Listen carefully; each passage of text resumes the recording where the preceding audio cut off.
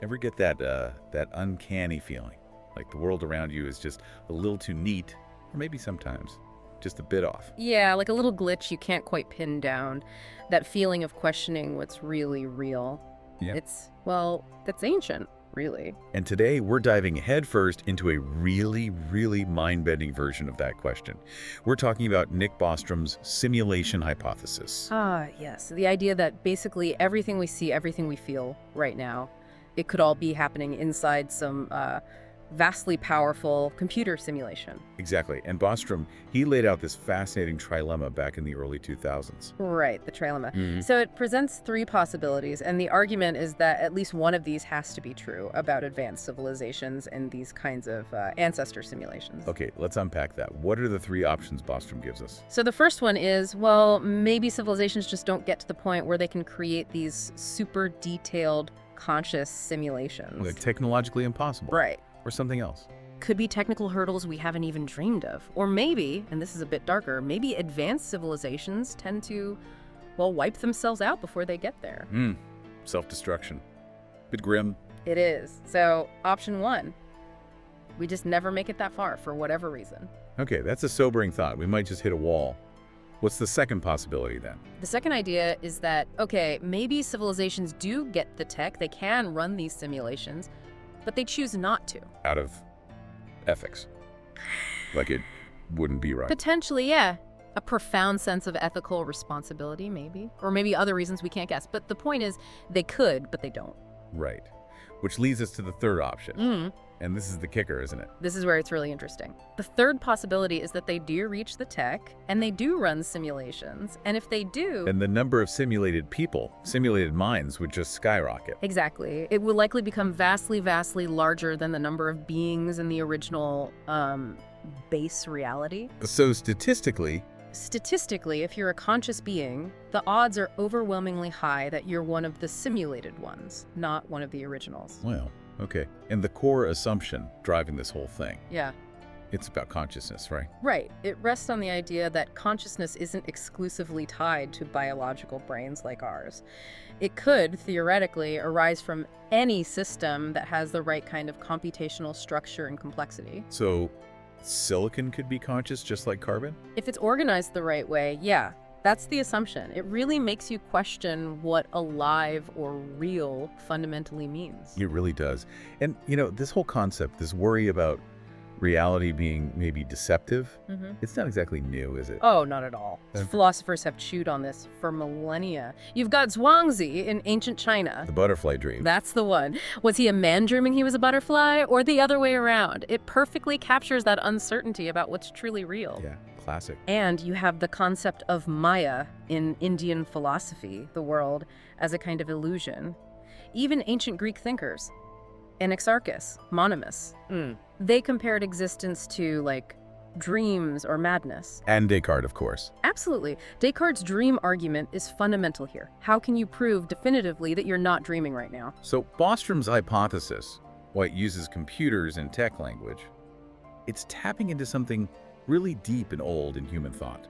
A fundamental anxiety, maybe. I think so. It's definitely more than just a cool sci-fi concept. Okay, so let's get back to that probability argument. You said that's where Bostrom's idea really kicks into high gear. Yeah, the statistical angle is really the core of it. If, and it's a big if, but bear with me, if making these conscious simulations is possible. And if civilizations do decide to make them. Right. Either because they think it's ethical, or maybe ethics just don't stop everyone, then the sheer number of simulated realities and simulated minds within them would likely just explode exponentially. It's like making copies of a file. One original, potentially billions of copies. Exactly that kind of logic. So if you just pick a consciousness at random from the whole pool, original plus copies, Yeah. where are you most likely to be? In one of the copies. Yeah. In a simulation. Statistically, yes. Now, a huge part of this is whether creating these things is actually feasible. And that's where our own tech progress comes in, right? I mean, look at computing power. Moore's law might be slowing, but things are still getting incredibly powerful. Absolutely. And think about video games. We went from, PONG, 2 lines and a dot, Right. to these incredibly realistic, massive open worlds we have now.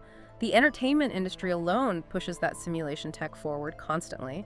People want more realism, more immersion. It's a huge driver, billions of dollars, and then there's the whole brain mapping thing. Right. The idea of potentially scanning a brain in enough detail, maybe even uploading or transferring a mind into a computer. That 35-minute high-res MRI scan that can map major pathways. It's not mapping every single synapse yet, not by a long shot. You'd need someone perfectly still. True. Huge challenges remain.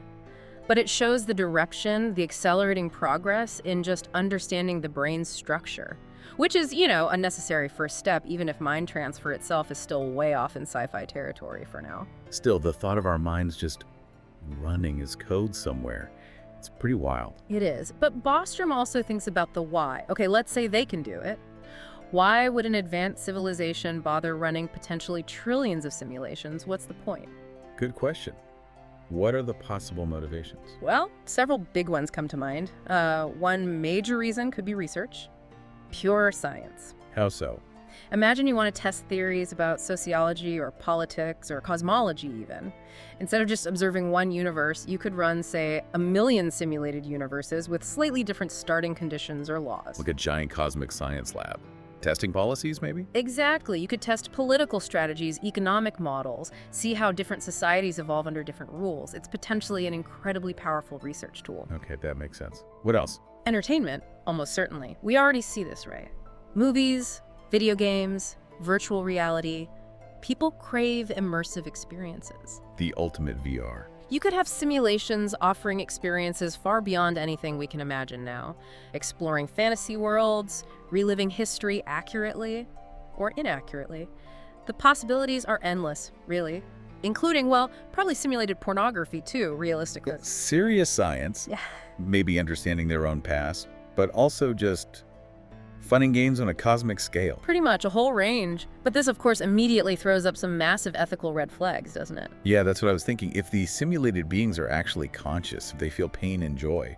Then what are the ethics of creating them in the first place? Is it okay to create beings who might suffer just for your research or entertainment? What rights would they have? How should they be treated? And it forces a hard look in the mirror, doesn't it? How do we as humans currently treat each other? Or even animals we consider less conscious? Not always great. Exactly. So, while the ethical concerns are profound, some argue they might not be enough to stop all advanced civilizations from running simulations, especially if the perceived benefits are high enough. Which brings us to the pushback, because obviously not everyone is convinced by this whole simulation idea. What are the main criticisms? Right. It's definitely controversial. Probably the biggest criticism is that it's fundamentally untestable, unfalsifiable. Like, how could you ever prove you were in a simulation? Or prove you aren't? Precisely. If the simulation is good enough, by definition, it would be indistinguishable from base reality from the inside. So you can't design an experiment to detect the simulation itself. It's kind of a philosophical dead end in some ways, pragmatically speaking. Okay, so it might be true, but we can never know. What else? Another point some critics raise, often physicists, is about the nature of our physical laws. How so? They argue that the laws of physics seem, well, kind of messy and complicated. Lots of weird quantum stuff, fundamental constants that seem arbitrary. Does that really look like something that was elegantly programmed? You might expect cleaner code, so to speak. Maybe, yeah. Some argue it doesn't feel like a competently designed simulation. Why all the extra complexity if you're just simulating, say, human experience? Of course, others argue maybe the complexity is a sign, but it's a point of debate. Interesting. Any other major challenges? There's also the fundamental question. If we're in a simulation, what's running it? What is the computer made of? What are the laws of that reality, the base reality? The infinite regress problem. Turtles all the way down. Kind of, yeah. It doesn't necessarily solve the ultimate mystery of existence. It just pushes it back one level. What created the simulators? Right, okay, so there are definitely challenges. But putting those aside for a moment, if we just entertain the possibility, what are the philosophical implications? How should it change how we think? Oh, massively. It forces you to confront the nature of reality itself. What does real even mean if everything is information processed by some substrate? Does it devalue our experiences? Like if it's just a simulation?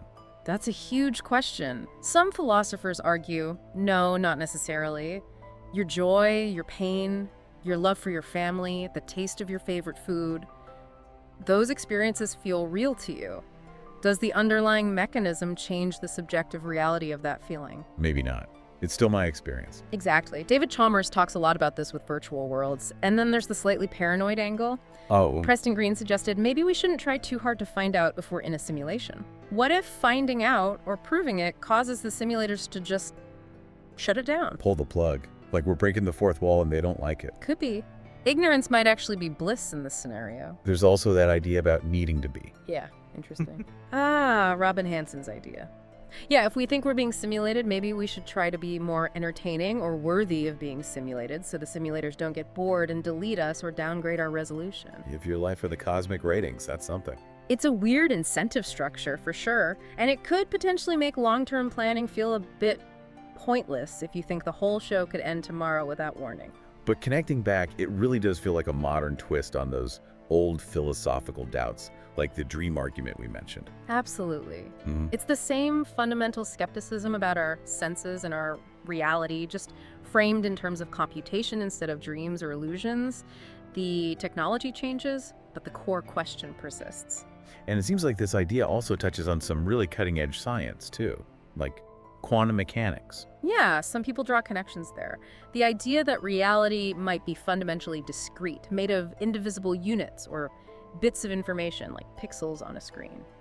That resonates with how computers work. Quantum pixels. Sort of. And then there are interpretations of quantum phenomena, like entanglement, that weird, spooky connection between particles, suggesting it might be easier to understand if reality had some kind of underlying computational network or structure. It's speculative, of course. The universe as a giant computer simulation, or at least operating like one. And then there's AI. The progress there is just staggering. Right, and the debates about whether AI could become sentient, like that whole thing with Blake Lemoine at Google and the LaMDA system. Exactly. It raises the possibility that future AIs, maybe vastly more intelligent than us, could be the ones creating simulations. Or perhaps they could exist within simulations themselves. Some even think advanced AI might be necessary to help us figure out if we are in one. It feels like the sci-fi tropes are getting closer to potential reality all the time. And there's that deeper philosophical idea. Maybe reality is information at its most basic level. John Wheeler's it from bit idea. That everything physical emerges from information. That's the concept. If true, it aligns quite nicely with the simulation hypothesis. The universe isn't made of stuff, fundamentally, it's made of data being processed. Mind blown. Okay. And some thinkers even go into more, let's say, esoteric territory. Ideas about consciousness accessing information beyond the physical senses, maybe tapping into some kind of universal database. Like remote viewing or intuition hinting at a deeper layer. Some interpretations lean that way, suggesting a connection beyond our immediate simulated perception. It gets pretty speculative there, obviously. And Clee Irwin had that interesting take on SETI, the search for aliens. Right. Instead of just looking for signals from distant stars from the past, maybe we should consider our future selves, our descendants. Suggesting UFOs might be from the future. It's a wild idea, but he floated it. That potential aliens aren't from other planets, but from other times. Our own technologically advanced descendants visiting their past are present. It completely reframes the search. Wow, okay. Temporal tourism. That really flips the script. Yeah. So, after digging into all of this, we circle back to that big question. Are we living in a simulation? Well, based on Bostrom's argument, his trilemma, if you accept the premises about future tech and consciousness, then statistically it's a serious possibility. You can't easily dismiss prong 3 of the trilemma. It's genuinely mind-bending, and clearly there are way more questions than solid answers here. Definitely.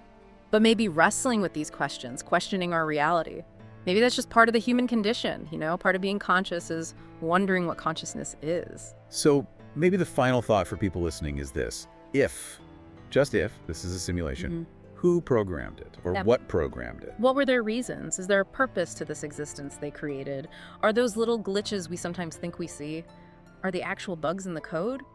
Or maybe system updates we just don't recognize? A lot to chew on there. If folks want to explore this more, definitely check out Nick Bostrom's original paper. And there's tons of philosophical writing on this, plus all the related stuff on consciousness, AI, VR. Yeah. It's a deep rabbit hole. It really is. Fascinating stuff. Absolutely. Well, thanks for exploring that with us today. A truly fascinating deep dive.